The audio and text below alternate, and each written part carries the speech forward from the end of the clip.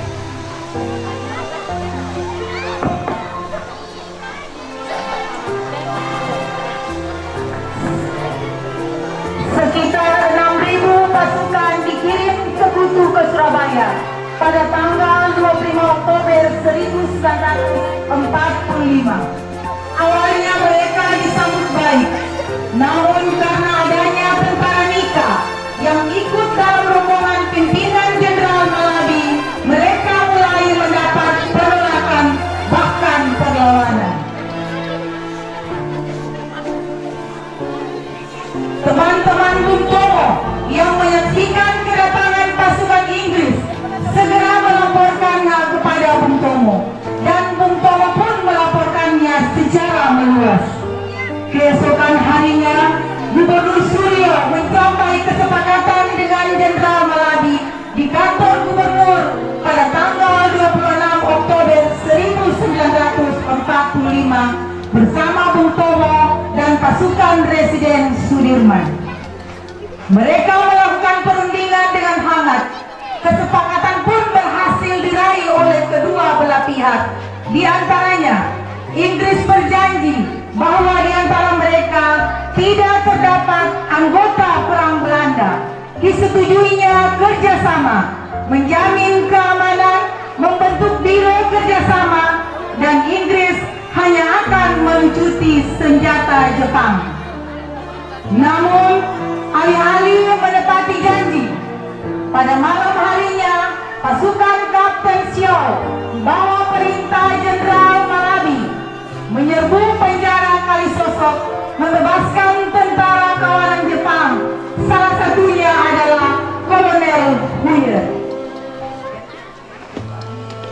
Keesokan harinya, perang pun tidak terelakkan.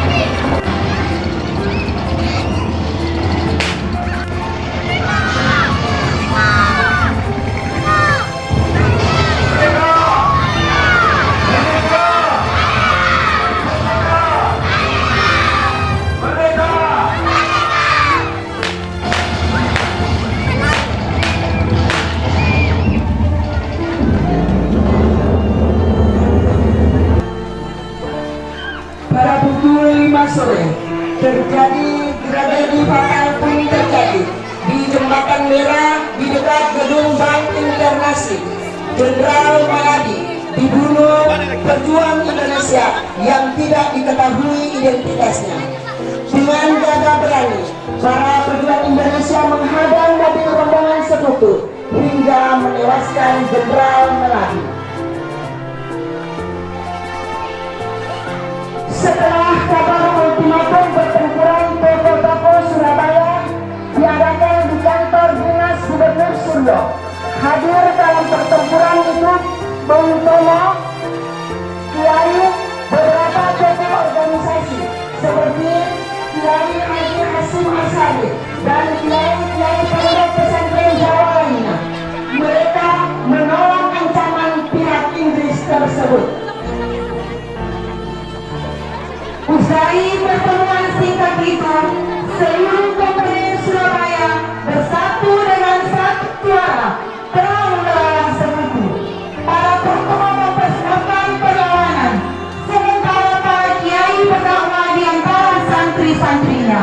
Bung Tomo mengeluarkan jiwa arek-arek Surabaya dengan pidato yang mengguncang Surabaya. Pada akhirnya, pecahlah perang 10 November karena pihak Indonesia tidak menghiraukan ultimatum. Pertempuran pun terjadi kembali.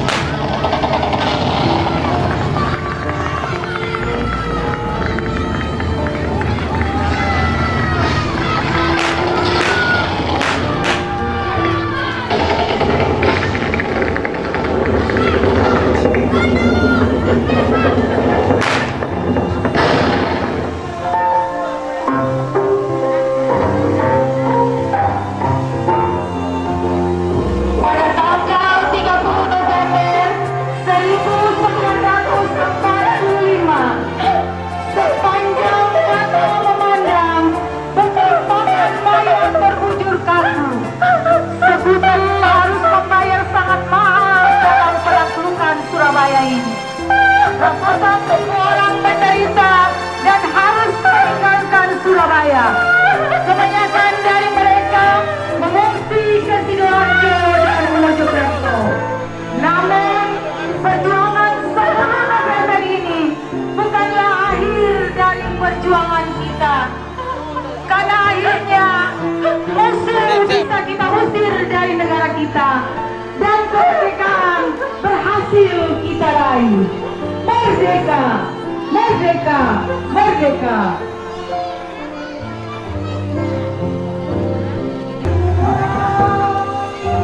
Mengucapkan terima kasih untuk kalian yang di sana, yang mati karena berani, yang mati karena yakin, yang mati karena benar. Mengucapkan terima kasih untuk jasa yang sekarang mencari aku. Karena kalian akan merdeka.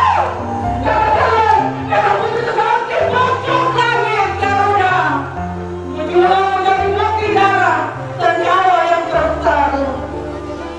Mengucap terima kasih untuk keberanian kalian. Keberanian yang tumbuh di dasar hati. Di dalam lubuk tanah dan hati kalian bergerak. Bahkan mati pun mau dikau. Mengucap terima kasih untuk setiap doa, untuk setiap doa hitam terbang ke langit, untuk doa yang tiada henti kalian kasihkan untuk kami Indonesia yang mendatang. Mengucap terima kasih tanah yang kami injak, air yang kami minum, darah dan nyawa yang dulu melayang. Mengucap terima kasih sekali lagi. Mengucap terima kasih untuk kalian yang sekarang sudah di surga, tersenyum melihat Garuda terbang tinggi.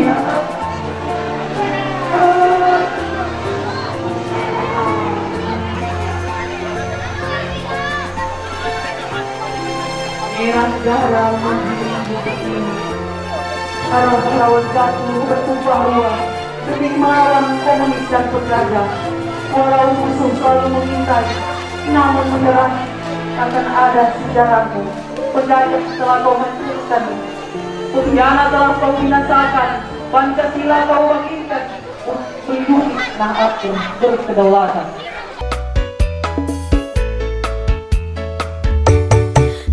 Surabaya, Surabaya, oh Surabaya,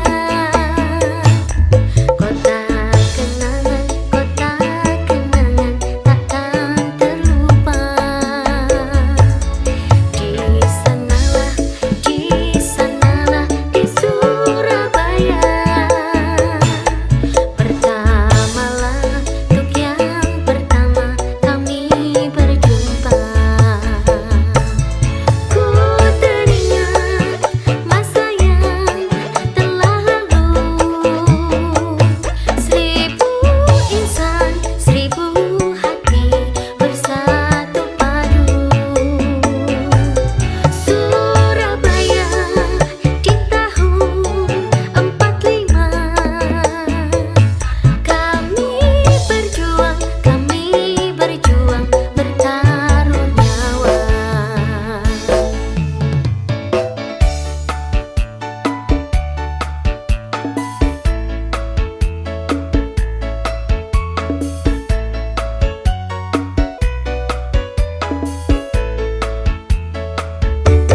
Surabaya, Surabaya, oh Surabaya,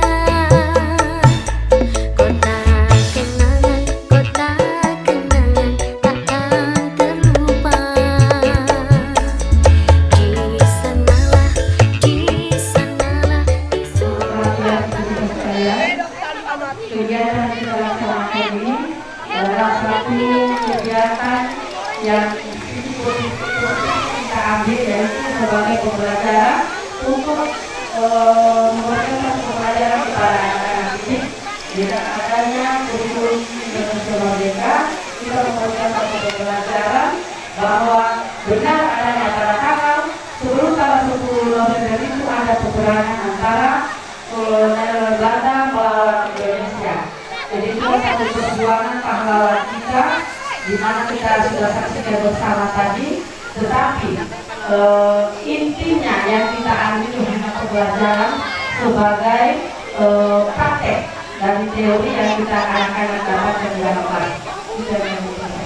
Terima kasih. Terima kasih.